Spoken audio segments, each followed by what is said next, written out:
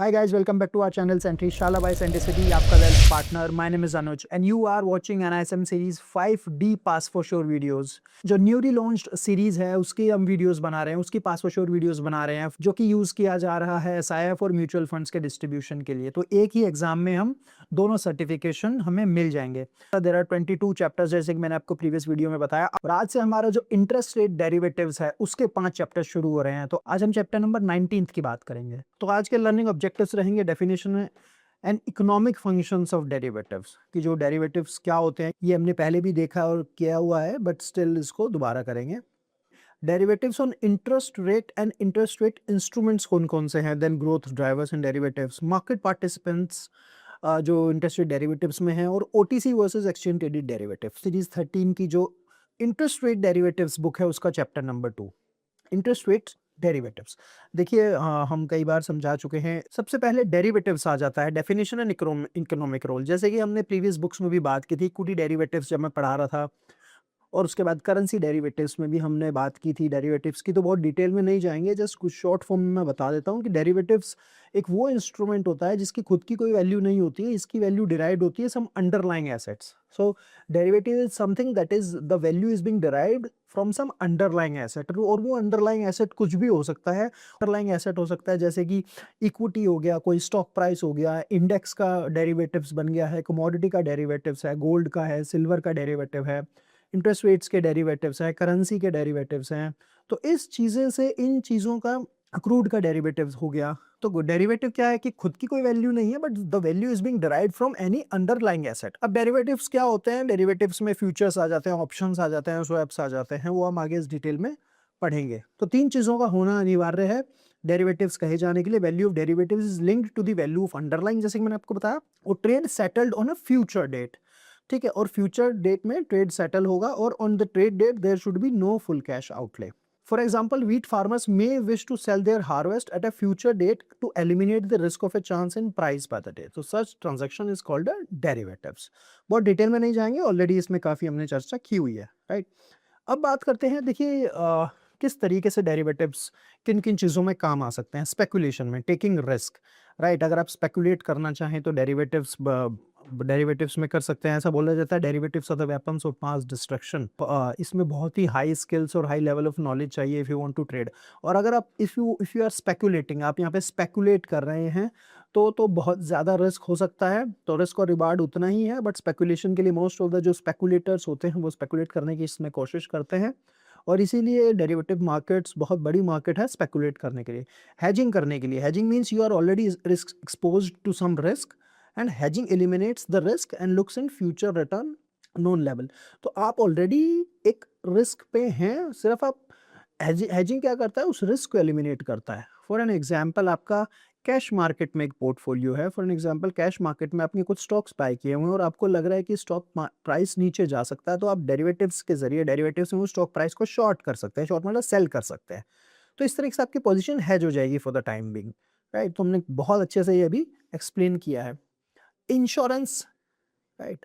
सो insurance कैसे काम आता है? You're already expose to the risk and insurance selectively eliminates the negative return but retains the positive return. तो एक तरीके से यहाँ पे काम आ जाता है. डाइवर्सिफिकेशन ऑल्सो, डेरिवेटिव्स इंस्ट्रूमेंट्स आप डाइवर्सिफिकेशन के भी काम आते हैं. What are the key economic indicators of, what are the key economic functions of derivatives? चलिए जल्दी से वो भी समझते हैं. Hedging risk exposure, right. So since the value of derivatives is linked on the value of the underlying asset, तो जैसे कि हमने समझा है कि जो वैल्यू ऑफ डेरिवेटिव्स है वो डिपेंड करती है value of any underlying assets. तो the contracts are primarily used for hedging risk. तो सबसे पहला और मेन मोटिव है, और इनफैक्ट डेरिवेटिव्स बनाए भी गए थे हेज रिस्क को हेज करने के लिए, राइट.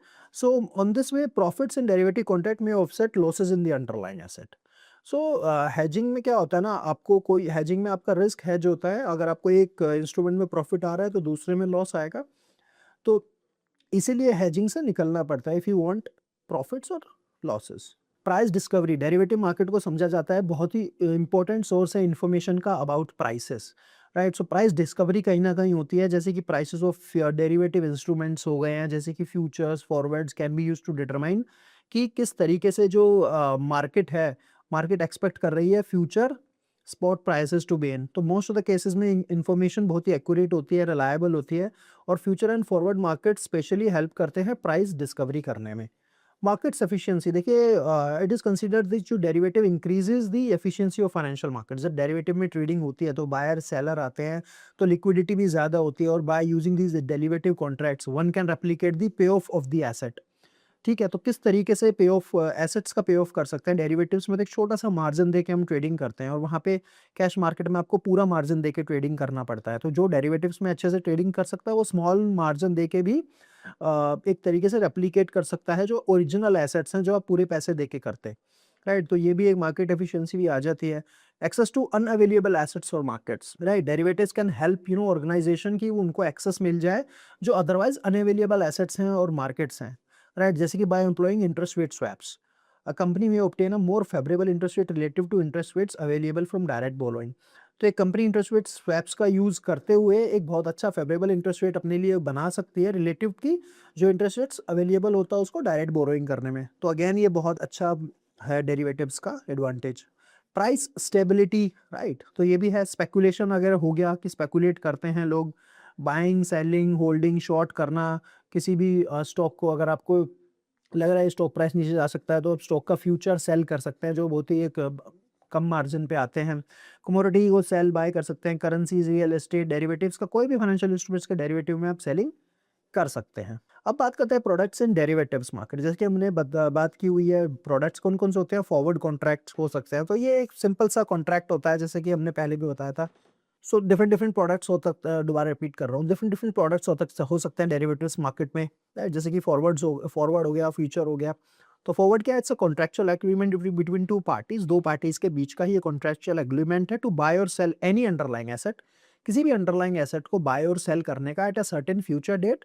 फ्यूचर में हम किसी चीज को बाय और सेल करेंगे for a particular price, price भी डिसाइड होगा, that is pre decided on the date of the contract. तो हम किसी भी दो पार्टी के बीच में किया गया ट्रांजैक्शन की फ्यूचर में इस डेट को हम ये वाला ट्रांजैक्शन करेंगे इतने प्राइस पे, this is simply called forward contract. तो forward contracts these are all over the counter contracts होते हैं, ओटीसी कॉन्ट्रैक्ट होता है, कोई एक्सचेंज इसमें नहीं होता है, राइट। और जनरली क्या होता है, no they settled in cash on expiration date, generally no margin और mark to market is collected in such contracts, right. अब आते हैं फॉरवर्ड रेट एग्रीमेंट पे, एफआरए। सो एफआरए क्या है, FRA is interest rate derivative contract, क्योंकि हम interest rate derivatives पढ़ रहे हैं तो हमें ये पता होना चाहिए। FRA is an interest rate derivative contract that involves exchange of interest payments on a notional principal amount on a future date at agreed rates, ठीक है। So for an example, two parties can enter into an agreement, ध्यान से समझने वाली बात है, for forward rate agreement की दो पार्टी हैं, ये एक एग्रीमेंट में आ सकती हैं to borrow 100 crore after 60 days for a period of 91 days, ठीक है। कि दो पार्टी एक कॉन्ट्रैक्ट में आई कि two parties can enter into an agreement की टू बोरो 100 करोड़, 100 करोड़ हम बोरो करेंगे आफ्टर 60 डेज, 60 दिन के बाद हम 100 करोड़ बोरो करेंगे for a period of 91 days, ठीक है। से at 5% per annum and settlement is based on 91 days T bill sealed, ठीक है। सो जिसका मतलब क्या हुआ, settlement date is after 60 days, right, on which date the money will be borrowed and lent for 90 days. और जो party जो बोरो कर रही है मनी को under the FRA has a long position and the party that is lending money has a short position in the FRA. बात करते हैं फ्यूचर्स की। देखिए फ्यूचर कॉन्ट्रैक्ट बहुत सिमिलर है फॉरवर्ड कॉन्ट्रैक्ट के, एक्सेप्ट जो डील होती है वो एक रिकॉग्नाइज्ड स्टॉक एक्सचेंज के जरिए की जाती है, ठीक है। तो इसमें ओवर द काउंटर ट्रेड नहीं होते हैं। Interest rate futures are the biggest example and are the standardised interest rate derivative contracts. तो जब हम इंटरेस्ट रेट डेरिवेटिव की बात कर रहे हैं तो फ्यूचर्स में क्या होगा, ये एक एक्सचेंज के जरिए प्लेटफॉर्म, एक्सचेंज के जरिए आप ट्रेडिंग कर सकते हैं। कोई भी इंटरेस्ट रेट फ्यूचर आपको बाय करना है, सेल करना है, शॉर्ट पोजीशन बनानी है, लॉन्ग पोजीशन बनानी है, आप कर सकते हैं। और ये इंटरेस्ट रेट फ्यूचर्स को है standardised interest rate contracts, derivative contracts हैं जो ट्रेडिंग किए जाते हैं, उन द रिकॉग्नाइज्ड स्टॉक एक्सचेंज पे ट्रेड कर सकते हैं। टू बाय और सेल अ नोशनल सिक्योरिटी, कोई भी सिक्योरिटी को जिसका, और any other interest bearing instrument, तो कोई भी जो इंटरेस्ट बियरिंग इंस्ट्रूमेंट है, जो debt security, FX income security है, जहाँ पे इंटरेस्ट मूवमेंट्स हैं, राइट। तो जहाँ पे इंटरेस्ट मूवमेंट्स स्पेसिफिक जो इंटरेस्ट रेट का जहाँ पर इम्पैक्ट आता है तो उसके इंटरेस्ट रेट फ्यूचर आप बाय कर सकते हैं, right, at a specified future date at a predetermined price. दो चीजें हमें हमेशा यहाँ पे याद रखनी है, at a specified future date, predetermined price at the time of contract. तो interest rate future also include money market options. अब आ जाते हैं ऑप्शन। देखिए ऑप्शंस हमने काफ़ी बार काफ़ी पढ़े भी हुए हैं, इक्विटीज़ की बुक में भी जब मैं बता रहा था इक्विटी ऑप्शंस, तो वहाँ पे भी आप अच्छे से एक बार ऑप्शंस पढ़ सकते हैं, करेंसी ऑप्शंस भी आप पढ़ सकते हैं। अभी इंटरेस्ट रेट्स की बात करते हैं। ऑप्शन क्या होता है? कॉन्ट्रैक्ट है that gives the right but give the right but not an obligation to buy और sell any underline asset before a stated date at a stated price. ठीक है, मेरे को राइट देता है बट ऑब्लिगेशन नहीं है कि मेरे को वो खरीदना ही खरीदना है या बेचना ही बेचना है उस अंडरलाइंग एसेट को, right. By the buyer of the option premium pay करता है और जो सेलर का ऑप्शन है वो प्रीमियम रिसीव करता है। ठीक है, तो if the buyer exercises receives the premium और सेलर रिसीव करता है प्रीमियम को विद द ऑब्लिगेशन कि अंडरलाइंग एसेट की अगर बायर एक्सरसाइज करता है अपनी राइट को तो बायर सेल करेगा वो ऑप्शन को, right. So interest rate option किस तरीके से काम करता है? आईआरओ होते हैं, इंटरेस्ट रेट ऑप्शन होते हैं, तो it's an option contract whose value is based on the interest rates और इंटरेस्ट रेट मूवमेंट्स अगेन। तो जैसे फ्यूचर की वैल्यू डिसाइड होती है इंटरेस्ट रेट फ्यूचर की, वैसे इंटरेस्ट रेट ऑप्शंस होते हैं is an option contract whose value is being based on interest rates documents, interest rate instruments, right. IRA traded in OTC as well exchange traded markets. अब देखिए दो चीजें आपकी screen पे आ गई होंगी, सिर्फ देख सकते हैं आप, एन इंटरेस्ट रेट कैप और interest rate floor. Interest rate cap क्या है? Is a series of interest rate call option. Interest rate cap क्या है? Is a series of interest rate call options, जो कैपलेट्स भी बोला जाता है, where the buyer of the option receives a payment at the end of the each period. तो उसमें जो बायर है ऑप्शन का, जिसने बायर किया ऑप्शन को, वो एक तरीके से रिसीव करता है पेमेंट्स को eight the end of the each period when underlying interest rates is above a rated agreed in advance strike price. अगर आपका स्ट्राइक प्राइस से ऊपर है तो उसको सीरीज ऑफ पेमेंट्स आएंगी। And interest rate floor is a series of interest rate put option in which buyer of option receives a payment end of the each period where the underlying interest rate is below the strike price।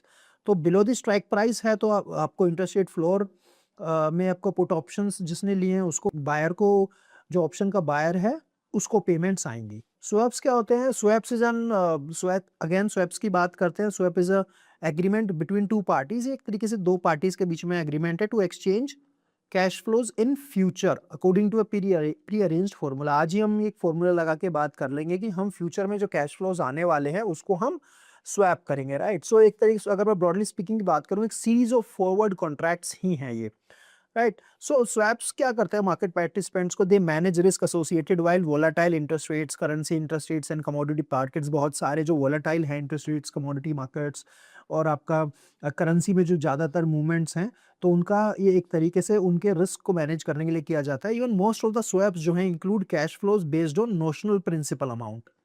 ठीक है, तो and instrument can be almost anything. देखिए following जो table है summarises करती है की feature of four generic type of invest, four generic type of derivatives market. ठीक है, फॉरवर्ड में आपका फॉरवर्ड, फ्यूचर, स्वैप्स एंड आपके ऑप्शंस। तो ये वाली मार्केट आप देख सकते हो, फॉरवर्ड में आपका फ्यूचर्स, स्वैप्स और ऑप्शन आ जाता है ये वाली टेबल में।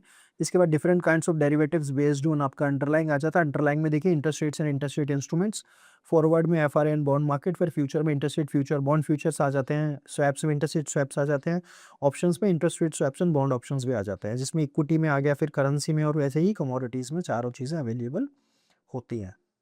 अब बात करते हैं इंटरेस्ट रेट डेरिवेटिव्स की। देखिए interest rate derivatives are the most important among all derivatives, right, as shown in the following table. अगर मैं आपको बात करूं, और नोशनल जो अमाउंट आउटस्टैंडिंग है एक्सचेंज ट्रेडेड डेरिवेटिव्स का, सो एक्सचेंज ट्रेडेड डेरिवेटिव्स की अगर मैं बात करूं, इंटरेस्ट रेट डेरिवेटिव्स की यूएसडी बिलियन में आप ये देखिए, एक्सचेंज ट्रेडेड प्रोडक्ट्स में, फ्यूचर ऑप्शंस में इंटरेस्ट रेट में 36,951 और ऑप्शंस में 51,240, करेंसी में आपका 2328 और 112। टोटल ऑल मार्केट्स में अगर करूं तो 37,000 फ्यूचर्स में और 51,000 ऑप्शंस में है, right.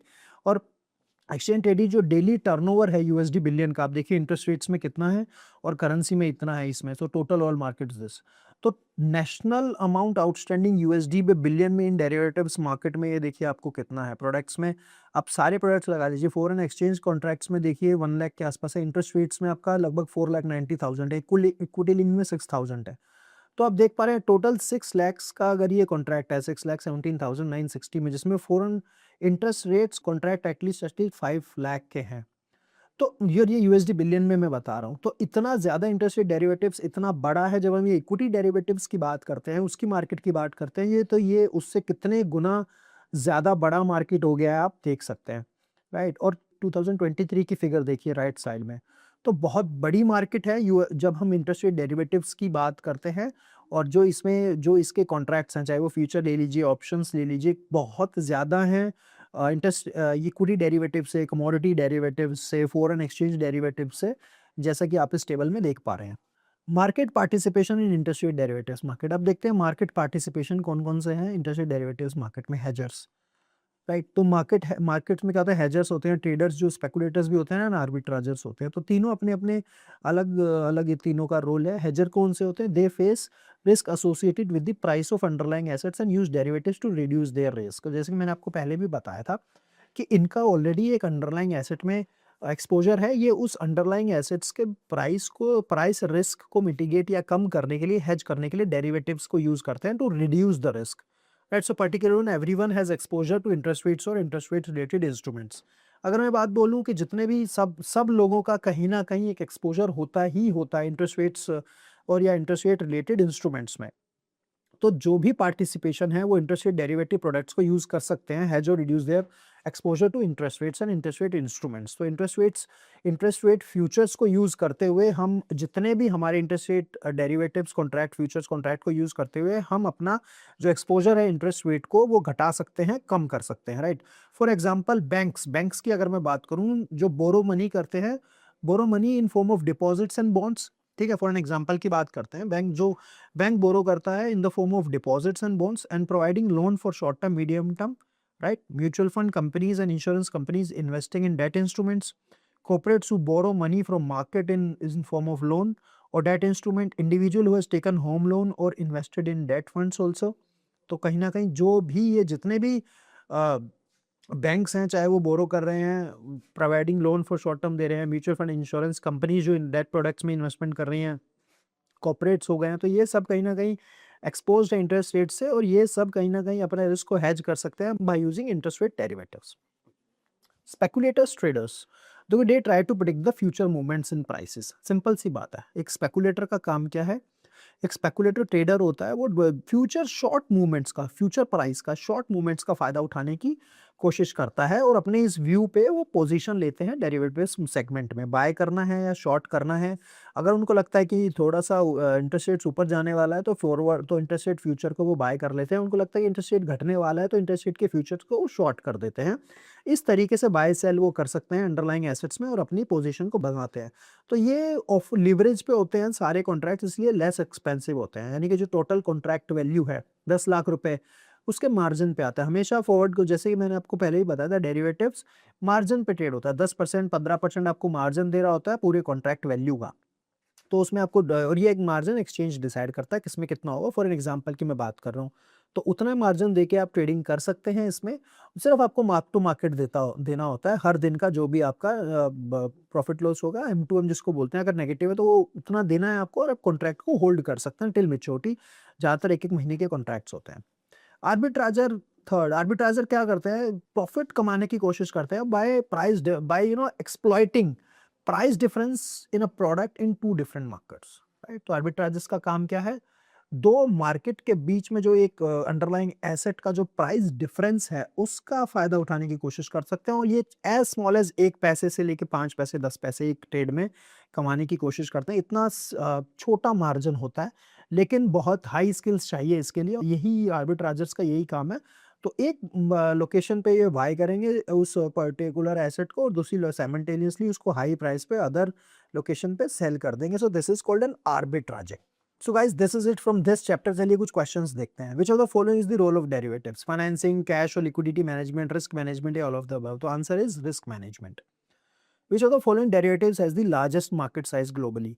Equity derivatives, interest rate derivative, currency derivative, या कमोडिटी डेरिवेटिव? तो जैसे कि मैंने आपको बताया, लार्जेस्ट जो मार्केट साइज ग्लोबली है वो है इंटरेस्ट रेट डेरिवेटिव्स का। Dash take position in interest rate derivatives to reduce interest rate risk? तो हेजर्स क्या काम करते हैं? वो पोजीशन लेते हैं इंटरेस्ट रेट डेरिवेटिव्स में अपना रिस्क रिड्यूस करने के लिए। And which of the following is interest rate derivatives? Forward, interest rate swaps, या इंटरेस्ट रेट फ्यूचर? तो जैसे कि मैंने बताया इंटरेस्ट रेट डेरिवेटिव्स में तीनों चीज़ें आ जाती हैं, फॉरवर्ड्स, फ्यूचर्स आपका और स्वैप्स भी। तो answer is all of the above. Fifth is dash are derivatives with an underlying as theoretical bond and not a physical bond.